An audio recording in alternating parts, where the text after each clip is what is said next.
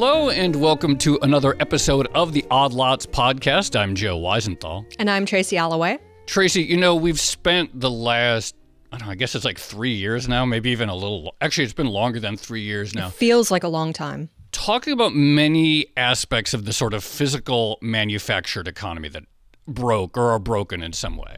Yeah. And I think it's because, I mean, obviously the pandemic exposed a lot of these fault lines with global supply chains for physical goods, primarily consumer goods, things like furniture and food and stuff like that. But on the other hand, there was also a lot of disruption to services, and we haven't really spoken as much about that.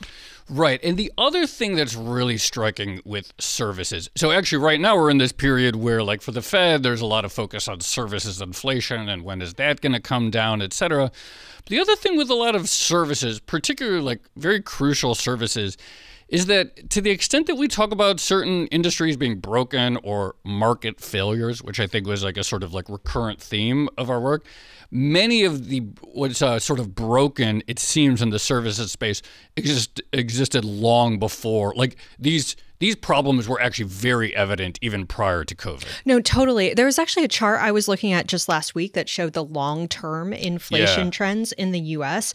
broken into sort of components. And if you look at it, the highest price increases are all in services. So things like healthcare, childcare, while all the consumer goods, the durable stuff has been going down. So it's much cheaper to buy a big screen TV than previously, but it's much more expensive to have a kid and send them to college and things like that. Right. And so these are like these sort of like deeper things. And so we're thinking about like, okay, what are the bottlenecks? What are the, the so-called market failures, et cetera, that cause this? And we look at it in the manufactured world, but by and large, TVs and refrigerators and air conditioning and cars, and they get better and better, it seems like, over time. And by and large, they do get cheaper, even with the recent disruptions. But why are there parts of this economy that I think everyone considers to be crucial, and sort of things related to childcare, care work, elder care, which is going to become a bigger and bigger crisis or issue for the economy as the baby boomer generation ages? These have been broken for people for a long time, and there's no like end in sight. There's no like, oh, it's going to finally normalize, because the pre-COVID trend was so bad. Yeah. Are we pivoting from goods to services? Is that what's happening? I think we are doing a little pivot. All right. Well, we need to talk about this more, and so I'm very excited about our guest today. We're going to be speaking with Nancy Folbre. She is a professor emerita of economics at UMass Amherst and director of the program on gender and care work at the Political Economy Research Institute. Professor Folbre, thank you so much for coming on Odd Lots. Thank you. I'm really looking forward to it. So let's just start with like the premise of this conversation, because we discussed it as this is a care work, and that encompasses multiple things. It feels like an area that's been broken in some sense for long before the pandemic. But I'm curious, like, A, do you accept that premise that broken is a good way to think about it? And how would you characterize the sort of, what have we seen for years in this sector that feels wrong to people? I kind of agree with the broken word, but I think that analyzing it completely in terms of markets, even in terms of market failure, is a little bit misleading. Because what's really interesting about care provision is it involves a lot of paid work, but also a lot of unpaid work, and also a lot of government provision. And it's the way that all of those sources of provisioning interact, I think, that give it some very particular characteristics, in addition to the kind of characteristics of services in general that make it different from manufacturing. Well, on that note, maybe talk to us about the landscape of childcare in the U.S. and what it looks like now, because my impression is, there is some government support, some families get subsidies, but for the most part, you're talking about a sort of network of primarily very small, independent childcare centers and or people who are doing this work, for free for their families. If you have a family member who's maybe looking after your kid or a friend's kid or whatever. So talk to us about what it looks like currently. Well, right now, it's pretty clear that people are having a hard time finding the childcare that they need outside of the home, and also that it's become increasingly expensive to do it. And it's clearly making life difficult for a lot of families and having some adverse effects on children as well. I think it's particularly consequential for women who are often more constrained by childcare responsibilities than men are. And, part of this has to do with just the nature of services that are different than producing a good, a physical good. It's long been noted that services are not as susceptible to technical change. The very nature of care means you got to have some face-to-face, hands-on interaction. Maybe technology is going to improve the quality or change the nature of it, but it's basically a pretty labor-intensive and emotionally intensive kind of provision. It's one that people really value. That's really important in terms of their quality of life and child outcomes, but it's not easy to put it together with a world in which most families need two income earners, so they need some help with childcare outside the home. Another thing I think is worth mentioning is that it used to be that parents could rely on a pretty large network of neighbors and kin to help them out with childcare. That's much less true than it used to be. College-educated workers in particular are pretty unlikely now to live in the same area as their parents. A lot of job requirements mean that people have to be willing to move. So, there's just less available kin nearby compared to what there used to be, especially in large cities. And the fact that more women are working means that more sort of potential grandmothers are also working as well. So that's another constriction in the kind of supply of informal care. So that's one of the things that's driving the problem. So one of the things that's really striking, and you mentioned, particularly say in New York City, there's so many people face childcare stress. People are tearing their hairs out trying to find someone to watch their baby or a young child. And we see these charts of the prices going crazy, and the numbers that people have to pay are pretty astronomical. And yet my impression is that the actual wages of the people who work in daycare centers or childcare centers are low. And so there seems to be, I know you're sort of the idea of a market failure is maybe perhaps not the best way of framing it, but this does feel very intuitively like how people think of a market failure. Why are the costs for the end consumer surging? At the same time, the workers do not seem to be reaping much of the benefit from it in terms of rapid wage gains. Well, I mean, one of the most basic market failures that often gets left out of the discussion of market failure is that people can't participate in a market unless they have enough money. So what's happened with childcare is as inequality has increased, the demand for childcare has gone up and the price of it has gone up. And what's happened is a lot of low-income families have been just priced out of the market. So they're unable to buy it. So it's kind of like the housing market, which tilted very much towards high-end housing and left us with a huge growing population of homeless people that can't afford housing because low-income housing is so hard to find. So I think that's one of the factors that's driving the problem. But another one in New York City in particular is that for a long time, the kind of safety valve was low-wage immigrants who were willing to work under the table as nannies or as occasional babysitters or childcare. We don't have very good statistics on what's happened to that supply, but it's pretty clear that the combination of the pandemic and immigration policy and cultural change in the U.S. has kind of reduced that informal supply that was once kind of helping lubricate the market. But another factor is that the way the labor market's supposed to work is that when there's a shortage of labor, wages go up very rapidly. Right. But it's really hard to raise wages in the childcare industry for a couple of reasons. One is a lot of it at the lower end relies on government subsidies and government, regulated rates, and also on funding. And so if the funding stream doesn't increase, those subsidized centers can't pay higher wages, right? So that's one kind of sticky point in the whole, in the whole process.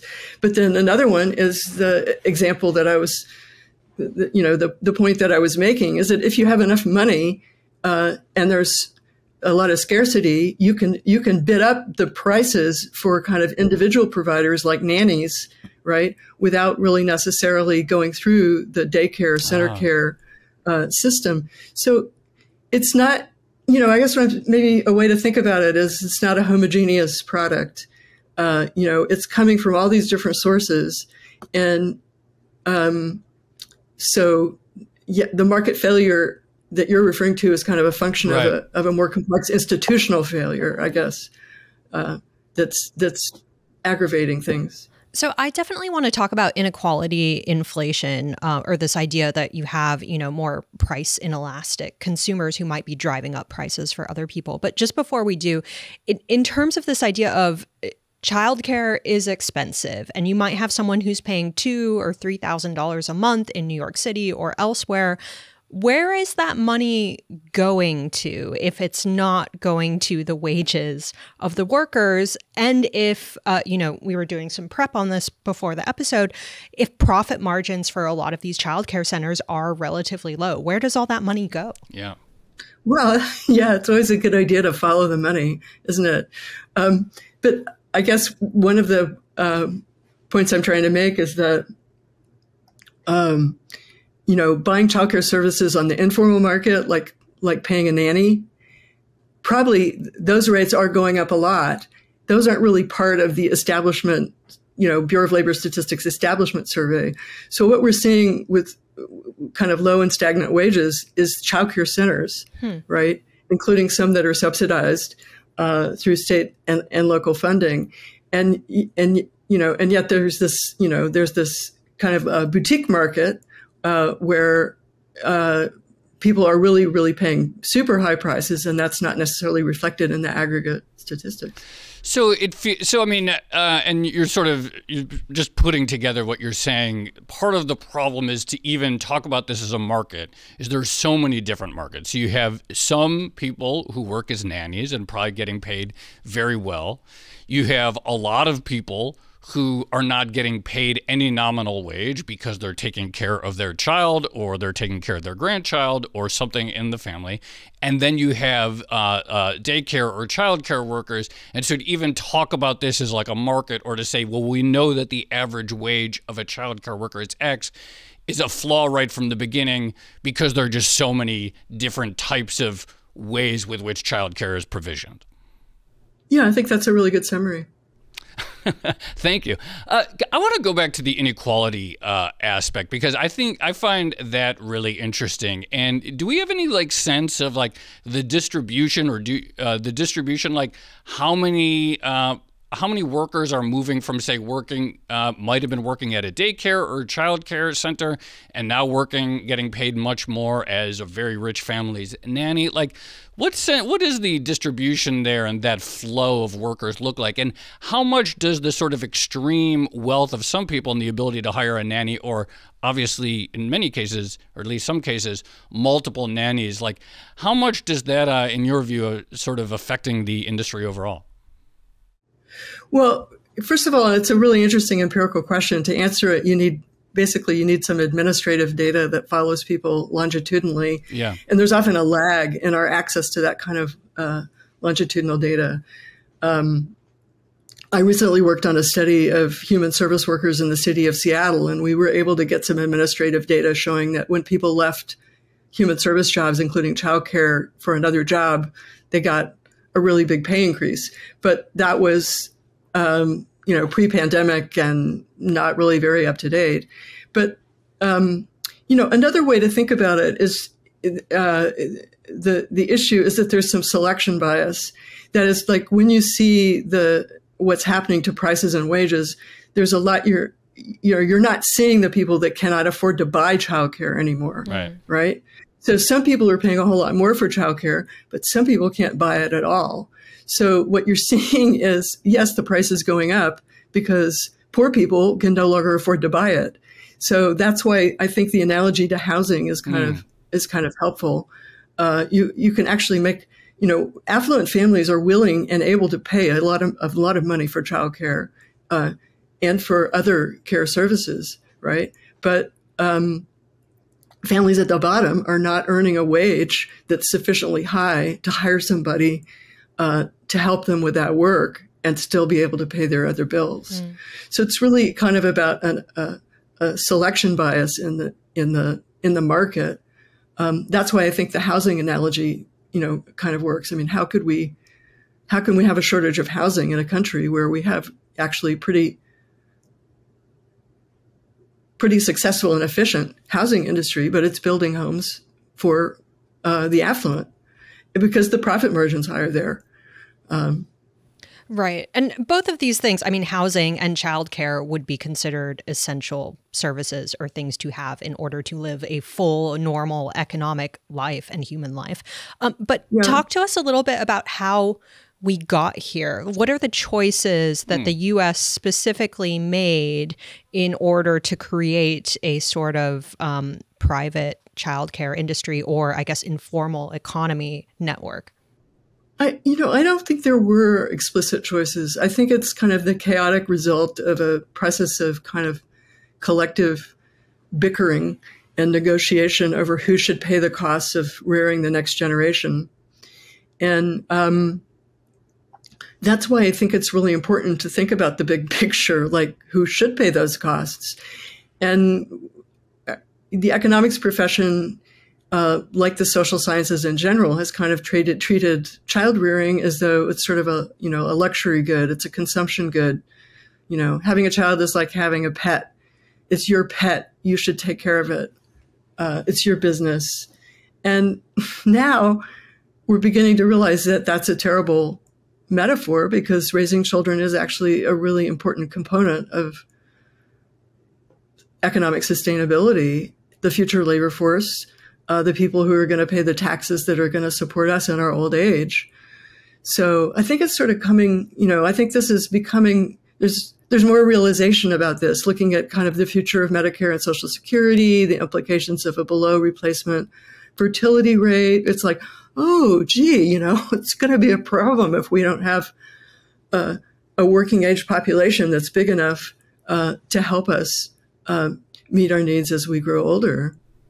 Can you talk through, suppose a family that cannot afford childcare, either a private nanny or even a sort of a more public option, or a sort of commercially available option at like a childcare or daycare center. What happens? I assume the burden of that in many families, overwhelmingly falls on the mother. But what is the sort of the cost of that in terms of, okay, you have one mother who is able to find childcare, another mother who can't find it or can't afford it, in terms of what is the cost to them in terms of their life, in terms of earnings and so forth, from that unequal distribution of available childcare? Well, I mean, first, one big manifestation of it is resorting to part-time or temporary work, cycling in and out of the labor force. Like maybe you have an informal childcare arrangement cobbed together with a working schedule, and then your child gets sick. What do? You figure out a way. You basically have to quit your job. You might hope that you get unemployment insurance. Then you have to kind of rely on friends and family, and then you go out and try and find another job where you can actually combine that with responsibilities for looking after your kids, or you look for neighbors or kin who are willing to trade or exchange services for that. That's kind of a stressful and time-consuming process. And, it has pretty significant consequences for lifetime earnings, because anybody in the labor market who doesn't have a sort of consistent record of full-time job tenure, it gets stuck at the bottom and is not a real candidate for moving up the occupational ladder.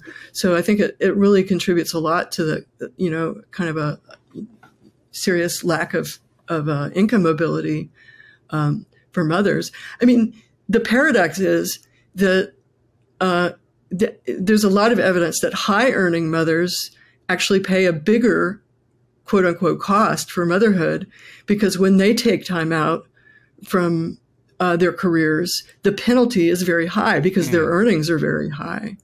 So they're taking a bigger hit in terms of earnings, but almost all of those women are also married to high earners.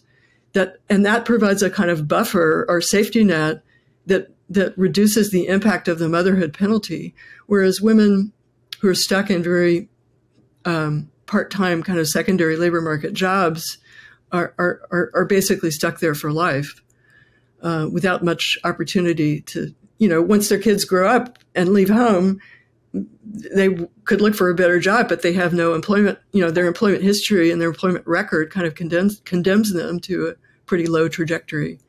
So just on this note, Joe and I started the conversation talking about the supply chain disruptions that we saw during the pandemic. And of course, the pandemic was also extremely disruptive for the childcare industry and for anyone who had, younger children and suddenly had to figure out what to do with them while they were perhaps working from home and things like that. Talk to us about what the pandemic showed about this sort of economic trajectory, because I remember there's been a lot of high profile research saying, for instance, that the gender wage gap went up during the pandemic because a lot of women had to reduce their hours in order to look after their children and things like that. Yeah, what we know from time use research is that women increased their hours of childcare and housework significantly. I mean, men did too. Partly because of being at home more, right? But the increase in women's workload was clearly bigger than that of men. I think there's another finding from time use research. Most time use research is based on the American Time Use Survey, which is a really interesting representative sample of the U.S. population that just asks people, what did you do when you woke up? What did you do after that? What did you do then? What did you do after? So it gives us a real sense of how much unpaid work was being performed both before and after the pandemic. And the survey asked a bunch of questions about active childcare, like how much time did you spend? Well, it's not asking these questions directly, but it's taking the responses that people give to the survey and then it's coding them into categories. Like, here's the time that people reported feeding their children. Here's the time that people reported, on average, transporting their children. Here's the time that parents reported, on average, reading aloud to their children. And those active childcare responsibilities are pretty binding. But they're not really great, they're not really that high in terms of hours, average hours per day. What's really much greater temporal demand for parents of young children is what's called supervisory time or in your care time. The fact that somebody has to be home and available or on call with children. And so this difference really explains a lot. For instance, when parents utilize paid childcare services, they're not really reducing their active childcare that much. They're coming home from work and they're engaging with their kids. They're getting their kids ready to go to school in the morning. There's still a lot of active care. What childcare really reduces, out-of-home childcare really does for parents, is it reduces supervisory constraints.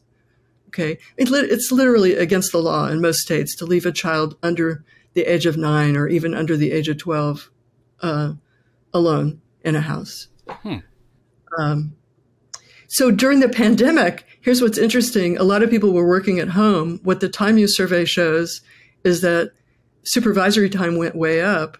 Active childcare actually went down. Why is that? Well, I think it's because there's kind of a quantity-quality trade-off. And if you spend all of your day with kids around and being available or on call, right, a lot of little small interruptions and a lot of, interactions, right, maybe you feel less need to dedicate 2 hours to them in the evening, reading aloud or playing games or something like that. It's sort of like childcare kind of spreads out into more diffuse activities than, when they're working parents, the schedule is kind of like this huge bustle in the morning to get the kids off, and then this pressure to pick them up after school, which is a pretty big temporal demand on working parent schedules. But then in the evenings, there's this very concentrated peak of time. You feeding the child, bathing the child, reading aloud to the child. It's sort of like making up for not having seen the child during the day. There's this very concerted cultivation that takes place. Definitely relate to everything you just said there. Oh, yeah. As I have 2 young kids, and also the part about if you spend all day, maybe you're like, all right, do I really want to read tonight? Anyway, moving, but moving on that, I'm curious. We should interview you. Now, I'm curious, though, the value of unpaid childcare, and I'm curious, like, A, how do you go about trying to put a number on that, and B, like, how useful in terms of your analytical framework is trying to put some sort of dollar amount on how much of that exists in the economy? Yeah, I think it's really important because it kind of reveals the significance of the care sector of the economy as a whole. And it's pretty, I mean, the methods that are typically used are pretty simple, just taking reports of the number of hours spent in the activity and multiplying them times a replacement wage cost, like what you would pay to hire someone to do that work.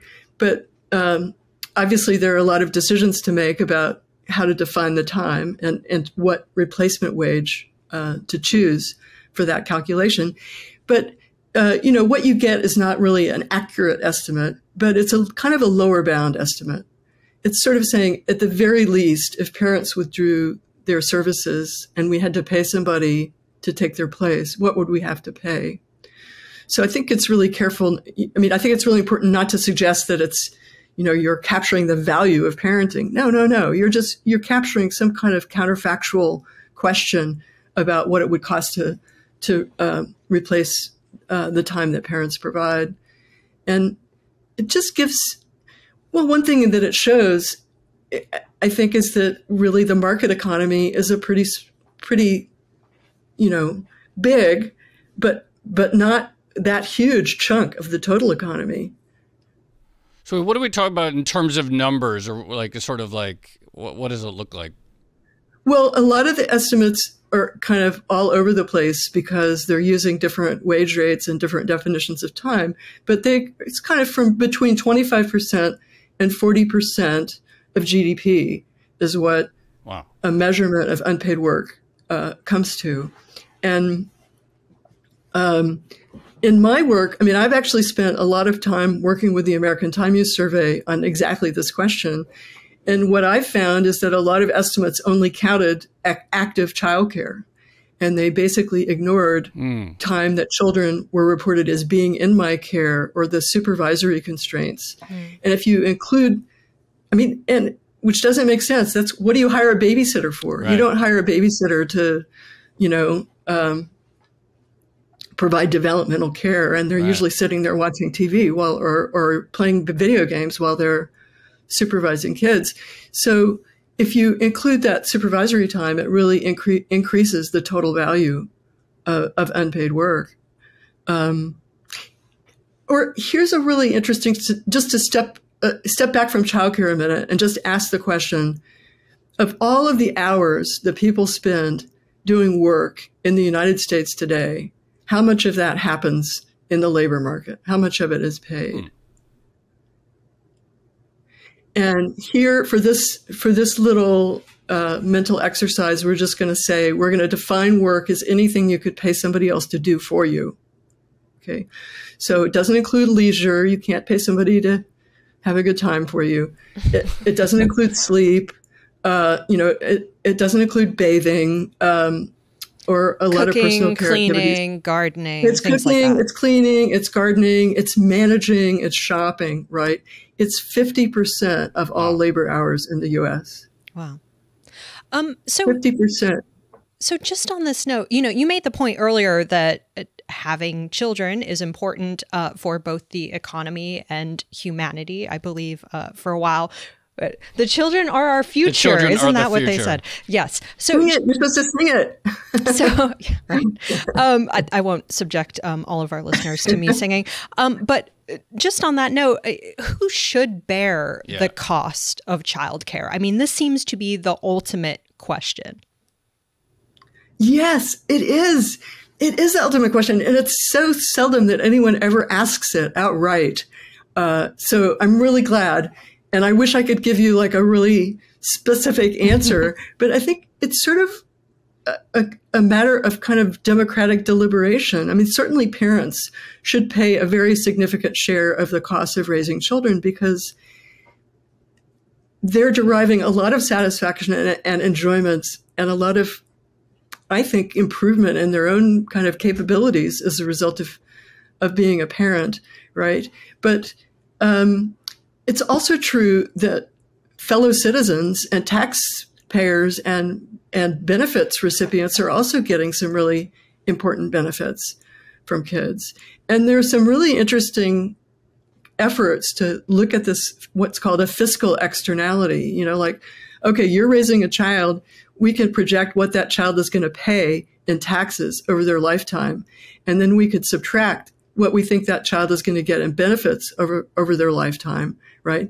And that net fiscal benefit in the U.S. is pretty high. So Joe, if you're a parent, you're creating probably a fiscal externality that, in the sense that your child is going to grow up to pay more in taxes than they get in benefits. Setting aside parents versus non-parents, or what about, like, how much of the answer is, to put crudely, setting aside the specific design, higher taxes on the rich to fund the provision of public child care for everyone else, especially when talking about the fact that there's more and more people who are priced out of child care overwhelmingly. And you obviously have a growing but small percentage of the people that can afford one or multiple nannies. How much of that is a simple, on some level, choice of like progressive taxation, either through income or the consumption of child care services, to fund it on a more broad scale basis? Oh, I think that's, a very clear strategy, and it's one that I completely support, and arguing for more, basically more public provision of care services and more support for unpaid care by increasing progressive taxes. And, I think that was kind of the motivating force behind the Build Back Better legislation that was the Democrats proposed in the fall. And I think we can push for that without, having a specific estimate. But there's also this kind of interesting, I think, philosophical question, which is, well, just how much should the cost of raising children be socialized? We've already socialized them to some extent. The problem is we've socialized the benefits of raising children more than we've socialized the costs. Okay? So the Social Security system and Medicare has socialized the benefits. So your children aren't going to support you in your old age, but the younger generation as a whole is going to do that, right? So it has literally created a redistribution from parents to non-parents.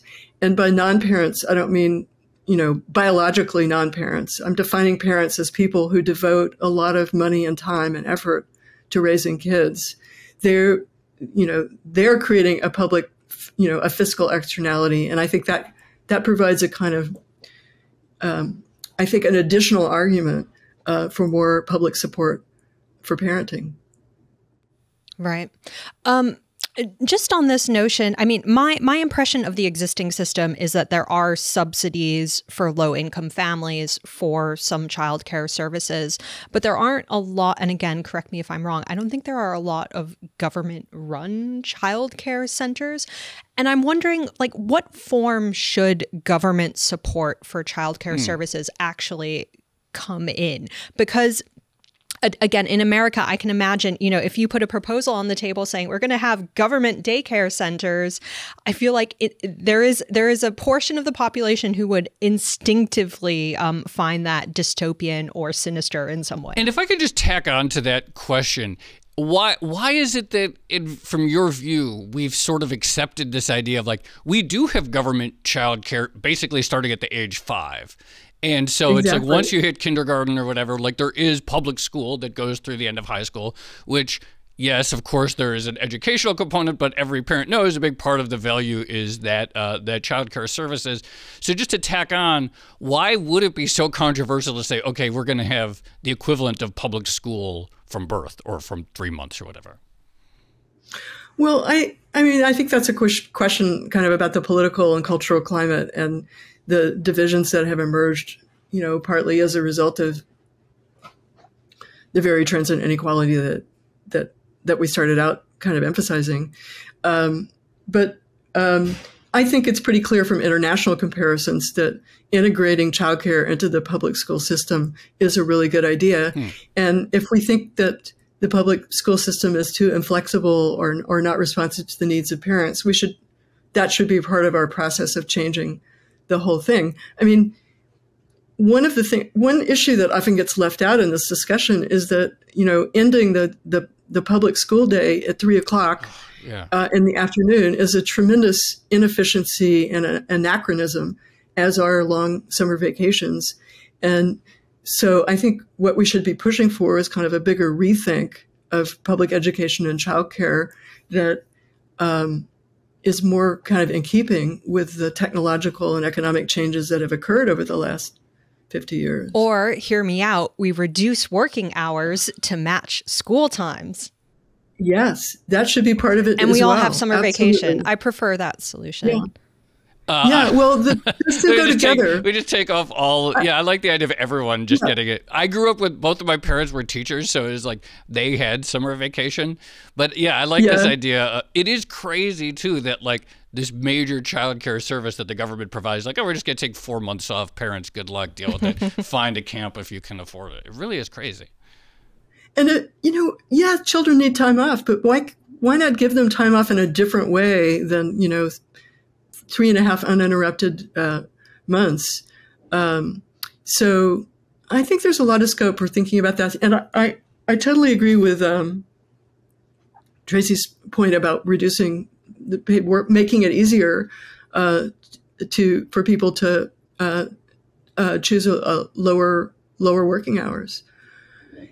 And here again, this is why I think emphasizing the value of unpaid work helps that argument, because when you reduce pressure for increased hours of employment, people aren't using that time to goof off or couch surf. A lot of times they're using that time to take care of their family, to take care of their communities, to volunteer and really for really good activities.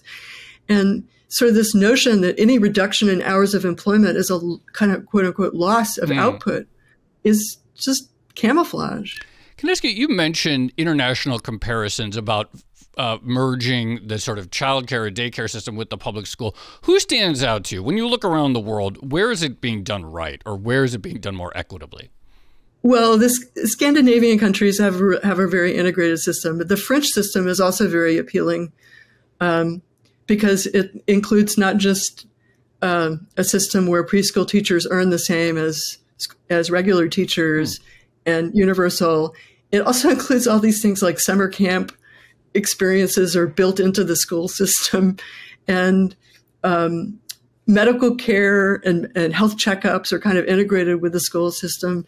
So it's kind of a particular triumph of the French system. But there's also a lot to learn from what's happened in New York City with de Blasio's expansion of childcare, which has raised a lot of interesting questions and points, and like a really valuable lesson for the rest of the country. I'm not an expert on the particular features of it, but I know that it's contributed significantly to increasing the wages of childcare workers in the city, and that it's been easier for them because it's now a city mandated, it's now part of the public sector. In a sense, it's made it easier for those daycare workers to bargain for higher wages. Interesting. So just going back to the premise of this conversation and the intro where we were talking about, inflation in services versus inflation in consumer goods and things like that, and wages as well. What do you think childcare says about the overall direction of the economy? Or can you sort of draw out some big picture economic points based on the childcare example? Well, I think we should direct more attention to what I would call the care sector, not just childcare, but see what childcare and elder care and healthcare all have in common and how important they are to the economy. And all three of those sectors involve collaboration between family members and paid workers, for-profit businesses, and government.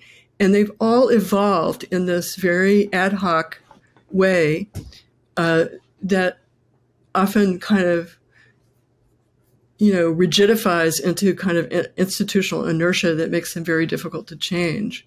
But one of the things that's been happening, for instance, in the healthcare industry, is that hospitals and doctors have begun paying a lot more attention to who the at-home caregiver is.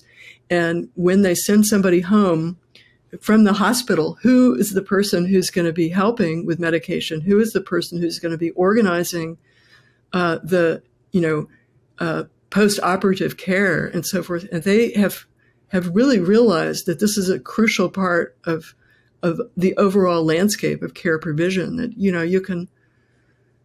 you can do a really great surgery on somebody, and if they go home to a situation where there's nobody there to be helping them figure out how to take care of themselves and to kind of meet their needs, then they're back in the hospital the next day. So there's so many different synergies, right? And there's relatively little attention to the care sector and what it means. We know that there are these really significant changes in mortality in the U.S., the so-called deaths of despair, deaths from suicide, deaths from drug overdose, deaths from alcoholism. And it's so indicative of a kind of some kind of toxic effects of something that's going on in the economy. And, it's very consequential. It's not just a huge loss of human life. It's also, just a tremendous loss to families and communities to have this kind of, I think I would describe it as a destruction of the social climate.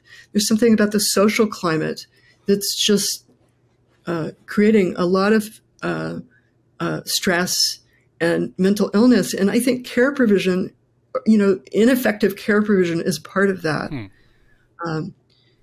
Part of it is that families are less stable. Part of it is that families get less support. Part of it is that people are just very much isolated and disembedded from their families and communities. And it's so important to see that as an economic as well as a social problem. Well, Nancy Folbre, thank you so much for coming on the podcast. Fascinating discussion, huge topic that I'm sure we will revisit. And appreciate you joining us. Yeah, it was fun to talk. Thanks. Thank you. Thanks so much, Nancy. That was great. Tracy, I thought there were a number of really interesting themes from that. I mean, one is, I think, just simply this idea of like how hard it is even to talk about like a childcare market or a childcare wage or a price that people pay for childcare, just given the plethora of different options available, whether it's nannies, public centers, private centers, subsidized centers, family work, et cetera. Just like even describing what the industry is clearly a challenge. Totally. And I feel like we actually need to speak to a preschool manager or something, because I'm still confused. I met one recently. Oh, really? Yeah, I think we have a guest. I'm still confused about where the money is going. People are paying thousands a month. Where is that actually going, if not to the wages of the carers? I suspect it's going on things like rent and maybe like regulations and things like that. But I would love to talk more about it. And then the other thing that stood out to me was this idea of inflation inequality, which is something that's been coming up a lot recently. I think the New York Times called it the gentrification of the economy. So this idea that, businesses are increasingly catering to, as the wealth gap gets bigger, a portion of the population that is more price inelastic and that can afford these services. And that kind of gets to Nancy's point as well about how we're only really seeing part of the data set, right? Yeah. Because people who cannot afford these prices are just not paying for childcare. Yeah, I think,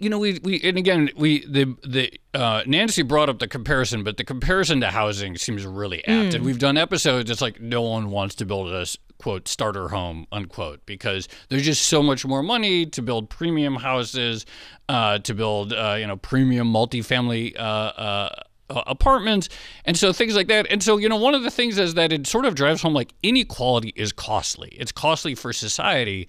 And, people, like I think, in our system, we sort of celebrate getting rich, et cetera, and, that seems fine.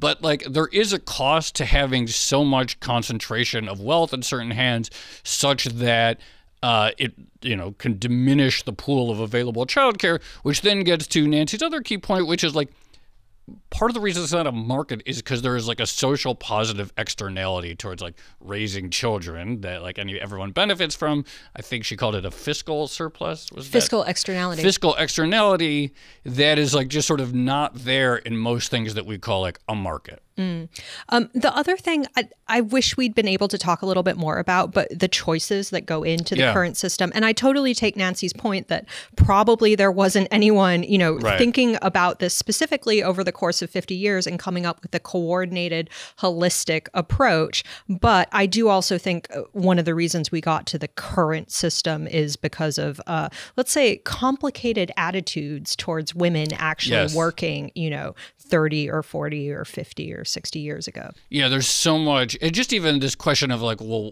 what counts as labor, which I thought was an interesting sort of discussion that I hadn't really thought of in terms of like, okay, there are things that we call like active childcare as parents, and then there are things that's like where you're just there to like sort of supervise them.